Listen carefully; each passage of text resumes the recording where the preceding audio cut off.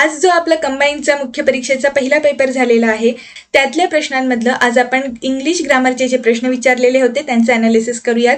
माझ्याकडे हा जो पेपर आहे हा आजचा 1 ऑक्टोबर 2023चा पेपर आहे आणि ही परीक्षा जी झालेली आहे यातला बी सेट जो आहे त्या पेपरमधले हे प्रश्न आज मी तुम्हाला एक्सप्लेन करून सांगणार आहे. आजचा आपला पहिला प्रश्न आहे, the husband and the wife next door have cat and dog existence. The idem cat and dog existence used in the sentence above means. या ठिकाणी आपल्याला कॅट अँड डॉग म्हणजे आपण मराठीत बघितलेलं असतं किंवा ऐकलेलं असतं, काय कुत्र्या मांजऱ्यासारखे भांडतात, बरोबर. यावरून तुम्हाला हे गेस करता आलं असतं. इथे लिहिलेलं आहे animal existence, uncultured life, negligible existence. आता हे कॅट डॉग आहेत म्हणजे डायरेक्ट ॲनिमल एक्झिस्टन्स असं आपण म्हणू शकत नाही. निग्लिजिबल म्हणजे नगण्य आणि अनकल्चर्ड म्हणजे असंस्कृत. ठीक आहे, पण हे सुद्धा आपलं उत्तर नसणार आहे कारण ते सतत भांडत असतात. परपेच्युअल म्हणजे सतत घडणारी गोष्ट, त्यामुळे आपण त्यांना म्हणू शकतो की हे भांडत असतात. क्वेश्चन नंबर 51चा आन्सर असेल ऑप्शन 3. पुढचा प्रश्न आहे, शी कास्ट असाइड ऑल शेम and एलोप्ड with her boyfriend.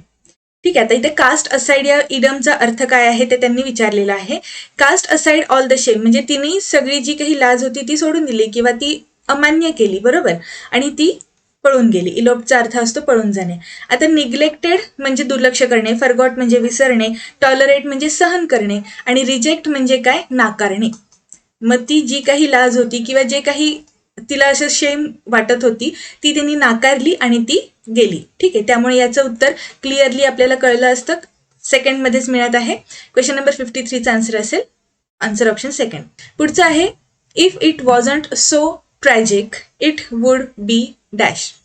Complete the sentence choosing the correct antonym. विरुद्धार्थी शब्द ओळखायचा आहे. आता ट्रॅजिक म्हणजे काय, दुःखद, बरोबर. एखादी गोष्ट असते जी आपल्याला खूप दुःखद वाटते, व्हेरी सॅड.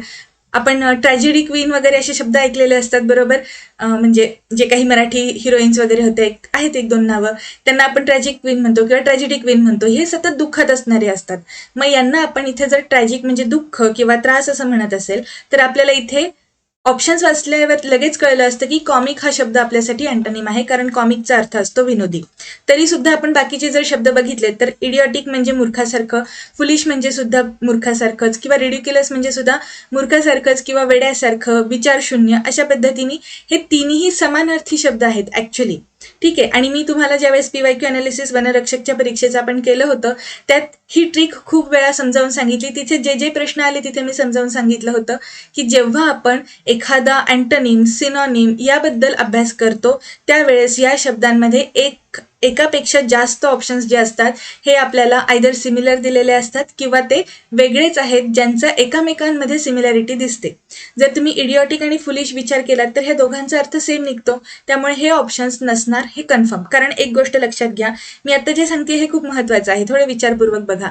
इडिओटिक म्हणजे सुद्धा जर मूर्खासारखं, फुलिश म्हणजे सुद्धा जर मूर्खासारखं असेल तर हे 2 ऑप्शन्स एकाच प्रश्नाचं उत्तर असू शकतात का, नाही. मग आता आपल्याकडे 2च ऑप्शन्स राहतात आणि इथे आपल्याला ट्रॅजिक हे दुःखद म्हणजे आहे तर विनोदी हे त्याच्या विरुद्धार्थी सापडतं. अशा वेळेस तुम्ही ऑप्शन एलिमिनेशन टेक्निक वापरून सुद्धा प्रश्नांची उत्तरं शोधू शकता. 57चा आन्सर आहे सेकंड ऑप्शन. 58 आहे, she was always solicitous about the welfare of her students. ती कशाबद्दल तरी एक काळजी करत होती. ठीक आहे, वेलफेअर ऑफ द स्टुडंट्स. इथे तुम्हाला सॉलिसिटसचा अर्थ माहिती नसेल तरीही चालेल, पण आपण कसं उत्तर शोधू शकतो बघा. Identify the correct meaning of the word underlined. शब्द दिलेला आहे सॉलिसिटस.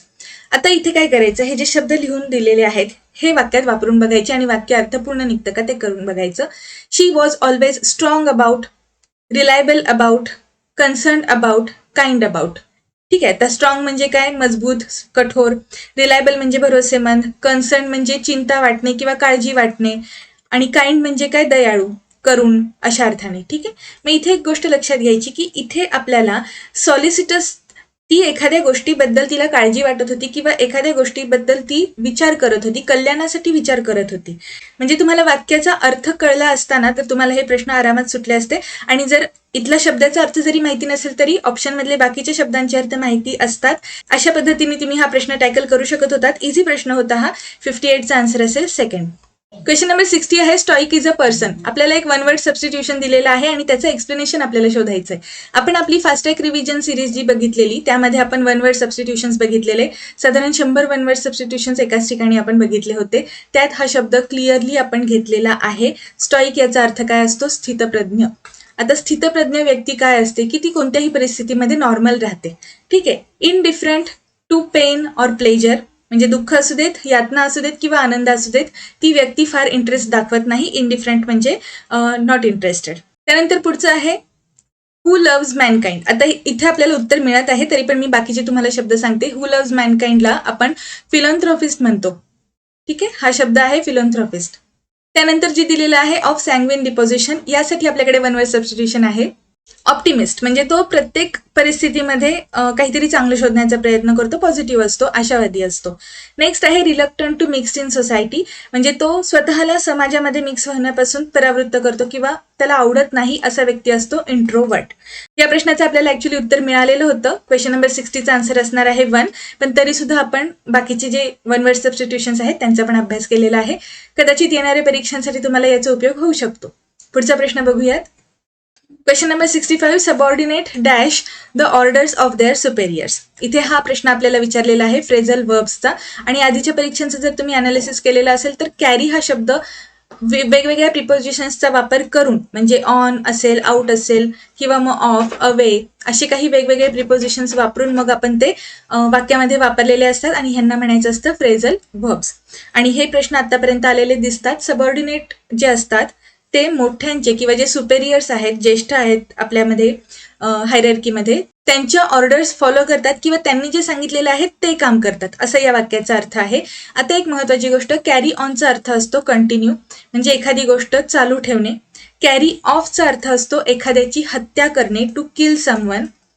कॅरी आउटचा अर्थ असतो टू परफॉर्म, म्हणजे जे सांगितलेलं आहे ते करणे. ठीक आहे, कृती करणे. कॅरी वेट असं काही आपल्याला फ्रेझल वर्ब आढळत नाही, त्यामुळे याचं करेक्ट आन्सर असायला पाहिजे सेकंड ऑप्शन. 65चा आन्सर सेकंड. पुढचा प्रश्न बघूयात.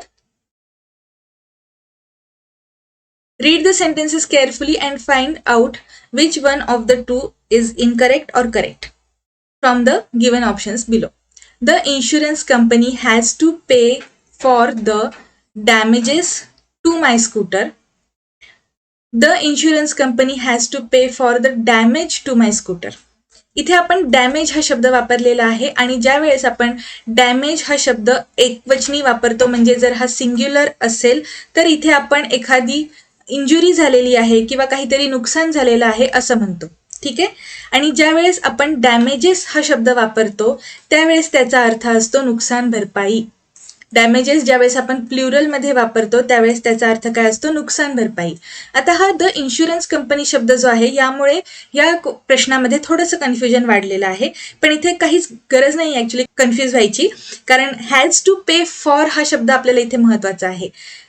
इन्शुरन्स कंपनीला भरावं लागेल कशासाठी? डॅमेज टू माय स्कूटर, म्हणजे माझ्या गाडीचं जे नुकसान झालेलं आहे ते इन्शुरन्स कंपनीनं भरून देणं गरजेचं आहे. जर इथे हा फॉर शब्द आला नसता तर पहिलं वाक्य सुद्धा बरोबर आलं असतं.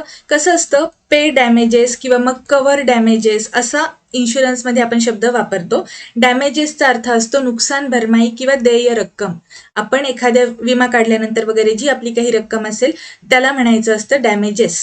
ठीक आहे, आणि इथे आपल्याला डॅमेजेसचा इथं वापर केलेला दिसत आहे, मात्र याच्या आधी फॉर हे झालेलं आहे आणि पुढे वाक्याचा अर्थ जरी वाचलात तरी डॅमेजेस टू माय स्कूटर म्हणजे माझ्या गाडीचं जे नुकसान झालेलं आहे. इथे आपल्याला नुकसान भरपाई शब्दापेक्षा नुकसान हा शब्द पाहिजे होता आणि ते फक्त आन्सर जे सेकंड बी सेंटेन्स दिलेलं आहे त्यातच फॉलो होतं. त्यामुळे ए इज इनकरेक्ट, बी करेक्ट असा जो ऑप्शन आहे हा मी आन्सर म्हणून सिलेक्ट करू शकते. माझ्या माहितीप्रमाणे किंवा माझ्या नॉलेजप्रमाणे 66चा आन्सर फर्स्ट हे उत्तर असायला पाहिजे. पुढचा प्रश्न बघूयात. हा जो प्रश्न आहे हा आहे होमोनिम्सचा. आपण होमोनिम्सचा अभ्यास आपल्या लेक्चर्समध्ये केलेला आहे. डेली एक्सप्लेनेशनचे जे सिरीज आहेत, ऍक्च्युली कसं आहे, चॅनलला व्हिजिट करायचं, जिथे चॅनलचा लोगो आहे तिथे तुम्ही टच करता, त्यानंतर चॅनलच्या होमपेजवर जाता, तिथे तुम्हाला व्हिडिओज आहेत, प्लेलिस्ट आहेत, शॉर्ट्स आहेत, त्यामध्ये तुम्हाला जो पार्ट बघायचा आहे तो तुम्ही बघू शकता. आपले जे प्लेलिस्ट आहेत त्यामध्ये आपले सगळे लेक्चर्स आतापर्यंतचे मी सेग्रिगेट करून ठेवलेले आहेत. तुमच्या अभ्यासासाठी ते तुम्हाला हेल्पफुल ठरतील. या सेंटेन्समध्ये आपल्याला एक विचारलेलं आहे, identify the correct sentence. Sentences वाचूयात आपण. They received 100 bales of cotton. He was released on bail. The peon rings the bell at 5 PM. या पहिल्या वाक्यात वापरलेले जे बेल आहे त्याचा अर्थ असतो गठ्ठा, म्हणजे एखाद्या वस्तूचा समूह जो एकावर एक लादलेला आहे आणि खूप आवडून जोरात बांधलेला आहे अशा पद्धतीने. बेल या ठिकाणी तो सुटला म्हणजे त्याची जमिनीवर सुटका झाली. त्यानंतर बेल हा शब्द इथे त्यांनी वाजवलं, घंटा वाजवतात, आणि बेल BELL असा हा शब्द आहे. त्यामुळे इथे जे स्पेलिंग वापरलेलं आहे हे चुकलेलं आहे. मग सेंटेन्स सी आपल्यासाठी इनकरेक्ट आहे. मग सी करेक्ट आहे असं म्हणणारे ऑप्शन्स आपण पहिल्यांदा एलिमिनेट करायचे. मग आता ओनली ए इज करेक्ट का मग A and B are correct, यासाठी बघितलं तर दोन्ही ठिकाणी ही वाक्य बरोबर दिसतात आणि आपला आन्सर आपण लिहूयात. 67चा आन्सर असेल सेकंड. पुढचा प्रश्न बघूयात. Read the following sentences carefully and find out the correct answer from the options below. John is my cousin brother. John is my cousin. Cousin हा शब्द ज्यावेळेस आपण कसं असतं सिबलिंग हा शब्द ॲक्च्युली भावंड जे आपण सख्खे बहीण भाऊ आहे त्यांच्यासाठी वापरतात. आणि कझिन जे असतात हे आपण मावशीची मुलं किंवा मग काकांची मुलं, आत्याची मुलं, मामाची मुलं हे सगळ्यांसाठी आपण कझिन हा शब्द वापरतो. कझिन म्हणजे आपलं भावंडच असतं ते, पण यामध्ये आपण कझिन सिस्टर किंवा कझिन ब्रदर असं काहीही वापरत नाही. त्यामुळे इथे आपण जे कझिन ब्रदर वापरलेलं आहे हे चुकलं. त्यामुळे ए सेंटेन्स इनकरेक्ट आहे. मग ए सेंटेन्स इनकरेक्ट आहे हे सांगणारे आपल्याकडे दोन ऑप्शन्स आहेत, ठीक आहे. पण मग बी सेंटेन्सचा जर विचार केला तर आपल्याला जॉन इज माय कझिन हे बरोबर दिसत आहे, म्हणून आपण फर्स्ट आपला ऑप्शन जो आहे तो सिलेक्ट करूयात, कारण बी सेंटेन्स करेक्ट आहे. क्वेश्चन नंबर 68चा आन्सर असेल फर्स्ट. पुढचा प्रश्न काय आहे ते बघूयात. The meaning of the word laissez faire is expressed by the phrase. आता लेझिस फेअरी म्हणजे काय? हस्तक्षेप न करणे, कोणताही हस्तक्षेप न करणे. हा प्रश्न तुम्ही किंवा हा शब्द तुम्ही पॉलिटीमध्ये ऐकला असेल, इकॉनॉमिक्समध्ये ऐकला असेल. म्हणजे ज्यावेळेस तुम्ही एखादा अभ्यास करत असता त्यावेळेस मराठीतून जरी अभ्यास केला तरी ब्रॅकेटमध्ये हे शब्द दिलेले आहेत. आपण जे रेफरन्स बुक्स वापरत आहे ना त्यांच्यामध्ये हा शब्द दिलेला आहे. आणि या ठिकाणी तुम्हाला हे माहिती असणं गरजेचं होतं, कारण तुमचा पॉलिटीचा पण अभ्यास असतो यासोबतच.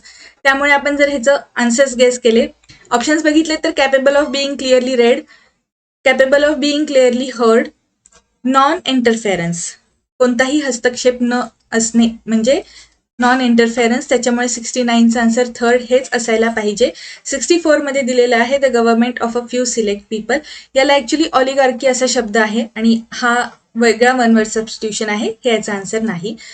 फॉरेन फ्रेजेस जे आहेत, फॉरेन वर्ड्स जे आहेत त्यांचा अभ्यास आपल्याला करावा लागेल, कारण ग्रुप बीच्या परीक्षांमध्ये याचं सुद्धा प्रमाण आहे. ओके, पुढचा प्रश्न बघूयात. Question number 70. Choose the option showing the correct meaning of the underlined words. आता या ठिकाणी the road winds up the mountain. The campaign was winding down. He is still trying to get his wind back. आपण ज्यावेळेस WIND हा शब्द लिहितो यावेळेस त्याचे दोन उच्चार करतो आपण. एक असतो विंड आणि दुसरा आहे वाइंड. ज्यावेळेस आपण वाइंड हे व्हर्ब म्हणून वापरतो, वाइंड अप असेल, वाइंड डाऊन असेल, त्यावेळेस आपल्याला इथे हे व्हर्ब म्हणून कन्सिडर केलेलं आहे इतकं कळतं. सेकंड सेंटेन्स वाचल्यानंतर तुम्हाला गेस करायला सोपं पडलं असतं. इथे काय म्हटलेलं आहे?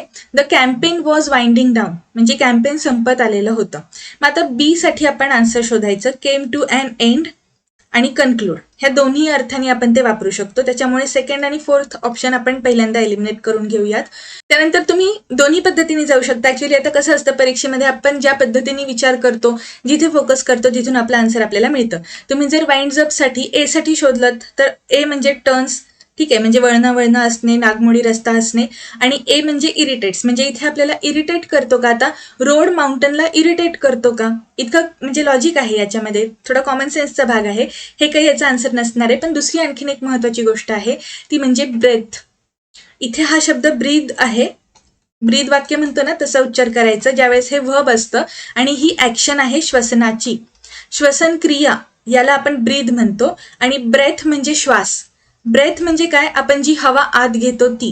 इथे आपल्याला फक्त विंड या शब्दाखाली अंडरलाईन दिसतं. हे पण खूप म्हणजे या छोट्या छोट्या गोष्टी असतात, लक्षात आल्या पाहिजेत आपल्याला. विंड या शब्दासाठी आपल्याला हे नाऊन आहे, तर आपल्याला इथे नाऊनचाच एखादा वापर झालेला असला पाहिजे होता, वर्ब नको होतं. आणि त्यावरून म्हणजे 2-3 मेथड्स आता मी सांगितल्या, पद्धती सांगितल्या तुम्हाला, त्यावरून क्वेश्चन नंबर 70चा आन्सर फर्स्ट ऑप्शन. जर कोणत्याही प्रश्नाच्या उत्तराबद्दल तुम्हाला काही सजेशन असेल तर ते तुम्ही मला टेलिग्रामवरती सांगू शकता. टेलिग्रामला आपलं चॅनल आहे आणि त्या चॅनलची लिंक डिस्क्रिप्शन बॉक्समध्ये दिलेली आहे. तिथे तुम्हाला आपल्याला कॉन्टॅक्ट करण्यासाठी लिंक अवेलेबल आहे.